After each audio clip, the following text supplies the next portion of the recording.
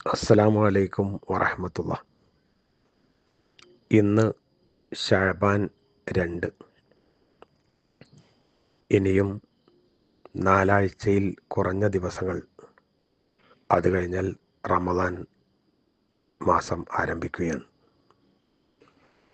പരിശുദ്ധ റമദാൻ അല്ലാഹു സുബ്ഹാനഹു വ തആല അതിലെ നോമ്പ് നമുക്ക് നിർബന്ധമാക്കിയത് നമുക്ക് തഖ്വ ഉണ്ടാവാൻ വേണ്ടിയിട്ടാണ്. കുത്തിബ അലൈക്കുമുസ് സിയാമു കമാ കുത്തിബ അലല്ലദീന മിൻ ഖബ്ലിക്കും ലഅല്ലക്കും തത്തഖൂൻ. നിങ്ങൾക്കും നിങ്ങൾക്ക് മുമ്പുള്ളവർക്കും നോമ്പ് നിർബന്ധമാക്കിയിട്ടുള്ളത് നിങ്ങൾക്ക് തഖ്വ ഉണ്ടാവാൻ വേണ്ടിയിട്ടാണ്, നിങ്ങൾ സൂക്ഷ്മത പുലർത്തുവാൻ വേണ്ടിയിട്ടാണ്. തഖ്വ നമ്മിൽ നിന്ന് അകന്നു പോകുമ്പോൾ സ്വാഭാവികമായും നമ്മൾ ഭക്തിയില്ലാത്ത, ദൈവഭയമില്ലാത്ത താന്തോന്നികളായി മാറും.